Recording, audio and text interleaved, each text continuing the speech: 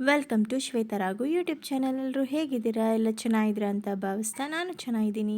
ಬನ್ನಿ ಇವತ್ತಿನ ರೆಸಿಪಿ ನೋಡ್ಕೊಂಡು ಬರೋಣವಾ. ಸುಮಾರು ದಿನ ಆದಮೇಲೆ ನಾನು ವಾಂಗಿಬಾತ್ ಮಾಡ್ತಾಯಿದ್ದೀನಿ. ಬನ್ನಿ ವಾಂಗಿಬಾತ್ ಮಾಡೋದಕ್ಕೆ ಸಿಂಪಲ್ಲಾಗಿ ಮತ್ತು ಕ್ವಿಕ್ಕಾಗಿ ಆಗುವಂಥ ಎಲ್ಲ ಇಂಗ್ರೀಡಿಯೆಂಟ್ಸ್ ನಾನು ರೆಡಿ ಮಾಡಿ ಇಟ್ಕೊಂಡಿದ್ದೀನಿ. ಬನ್ನಿ ಮಾಡೋದು ಹೇಗೆ ಅಂತ ನೋಡ್ಕೊಂಡು ಬರೋಣ. ನೋಡಿ, ಈಗ ಈರುಳ್ಳಿ, ಹಸಿಮೆಣಸಿನ್ಕಾಯಿ, ಟೊಮ್ಯಾಟೊ ಮತ್ತು ಬೆಳ್ಳುಳ್ಳಿನ ಬಿಡಿಸಿಟ್ಕೊಂಡಿದ್ದೀನಿ. ಒಂದು ಬಾಣಲಿಯಲ್ಲಿ ನಾನಿವಾಗ ಎಣ್ಣೆ ಇಟ್ಕೊಂಡಿದ್ದೀನಿ. ಒಂದು 5-6 ಚಮಚದಷ್ಟು ಎಣ್ಣೆ ಹಾಕ್ಕೊಂಡಿದ್ದೀನಿ. ಯಾಕಂದರೆ ಸ್ವಲ್ಪ ಎಣ್ಣೆ ಜಾಸ್ತಿ ಇರಬೇಕು ವಾಂಗಿಬಾತ್ಗೆ. ಹಾಗಾಗಿ ಈಗ ನಾನು ಸಾಸಿವೆ ಮತ್ತು ಜೀರಿಗೆನ ಹಾಕೋತಾ ಇದ್ದೀನಿ. ಸಾಸಿವೆ ಮತ್ತು ಜೀರಿಗೆ ಹಾಕ್ಕೊಂಡು ಸ್ವಲ್ಪ ಚಿಟಪಟ ಅಂತಿದ್ದಂಗೆ ನಾನೊಂದು ಸ್ವಲ್ಪ ಕಡಲೆಬೇಳೆನ ಹಾಕೋತಿದ್ದೀನಿ. ಕಡಲೆಬೇಳೆ ಹಾಕ್ಕೊಂಡ್ಮೇಲೆ ಕಡಲೆ ಬೀಜನೂ ಹಾಕೋತಾ ಇದ್ದೀನಿ. ನೋಡಿ, ಕೈ ಹಿಡಿಯೋಷ್ಟು ಹಾಕಿದ್ದೀನಿ. ಈಗ ನಾನು ಬೆಳ್ಳುಳ್ಳಿನ ಹೆಚ್ಚಿಟ್ಕೊಂಡಿದ್ನಲ್ವ, ಅದನ್ನು ಹಾಕ್ಕೊಂಡು ಹುರ್ಕೋತಾ ಇದ್ದೀನಿ ಎಲ್ಲದನ್ನು. ಈಗ ಸ್ವಲ್ಪ ಎಲ್ಲ ಫ್ರೈ ಆಗಲಿ ಚೆನ್ನಾಗಿ, ಅಲ್ಲಿ ತನಕ ಸ್ವಲ್ಪ ಫ್ರೈ ಮಾಡ್ಕೊಳ್ಳೋಣ.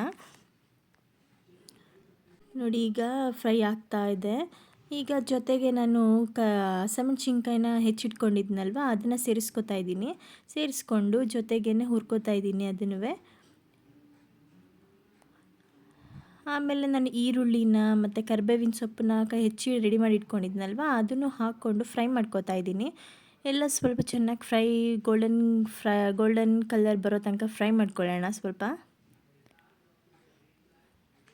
ಸ್ವಲ್ಪ ಎಲ್ಲ ಗೋಲ್ಡನ್ ಕಲರ್ ಬರೋ ತನಕ ಹುರ್ಕೊಳ್ಳೋ ಅಷ್ಟರಲ್ಲಿ ನಾನೀಗ ಬದನೆಕಾಯಿನೂ ಸಣ್ಣದಾಗಿ ಹೆಚ್ಚಿ ಒಂದು ಬೌಲಲ್ಲೇ ಎತ್ತಿಟ್ಕೊಂಡಿದ್ದೀನಿ. ಅದು ಸ್ವಲ್ಪ ನೀರಲ್ಲಿ ಹಾಕಿಟ್ಟಿದ್ದೀನಿ, ಯಾಕೆಂದರೆ ಕಪ್ಪಗಾಗಬಾರ್ದು ಅನ್ನೋದಕ್ಕೋಸ್ಕರ. ನಾನು MTRದು ವಾಂಗಿಬಾತ್ ಪೌಡರ್ನ ತೊಗೊಂಡಿದ್ದೀನಿ. ನೋಡಿ, ಈಗ ನಾನು ಹುಣಸೆಹಣ್ಣನ್ನ ನೆನೆಸಿಟ್ಕೊಂಡಿದ್ದೀನಿ ಜೊತೆಗೇ. ಮತ್ತು ಈಗ ನಾನು ಫ್ರೈ ಆಗ್ತಾಯಿದೆ. ಗೋಲ್ಡನ್ ಕಲರ್ ಫ್ರೈ ಆದ ನಂತರ ನಾನಿವಾಗ ಟೊಮೆಟೊನ ಹಾಕೋತಾ ಇದ್ದೀನಿ. ಉದ್ದುದಕ್ಕೆ ಹೆಚ್ಚಿಟ್ಕೊಂಡಿರೋ ಅಂಥ ಟೊಮೆಟೊನ ಹಾಕ್ಕೊಂಡು ಮಿಕ್ಸ್ ಮಾಡ್ಕೋತಾ ಇದ್ದೀನಿ ಚೆನ್ನಾಗಿ, ಸ್ವಲ್ಪ ಸಾಫ್ಟ್ ಆಗೋ ತನಕ. ನಂತರ ನಾನಿವಾಗ ವಾಂಗಿಬಾತ್ಗೆ ಮೇನ್ ಇಂಗ್ರೀಡಿಯೆಂಟೇ ಬದನೆಕಾಯಿ. ಅದನ್ನು ಹೆಚ್ಚಿಟ್ಕೊಂಡಿರೋದನ್ನು ನಾನಿವಾಗ ಹಾಕೋತಾ ಇದ್ದೀನಿ.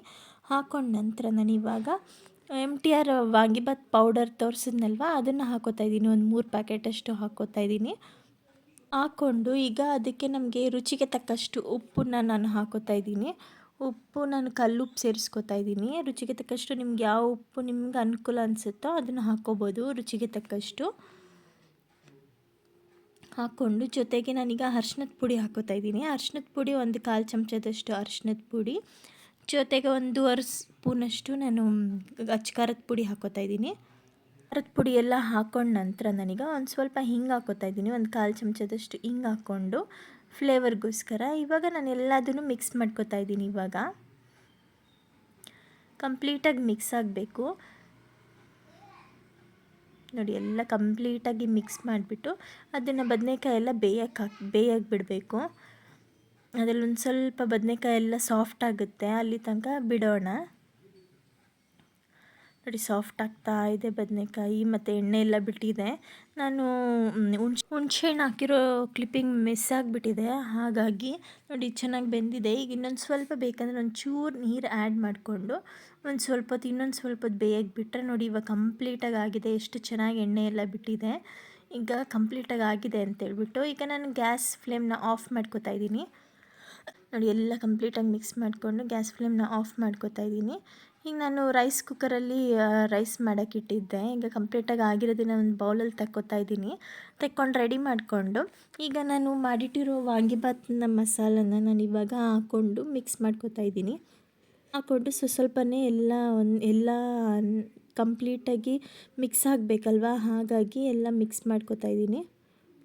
ಮಿಕ್ಸ್ ಆದಮೇಲೆ ಹೇಗಿರುತ್ತೆ ಅನ್ನೋದನ್ನು ತೋರಿಸ್ತೀನಿ.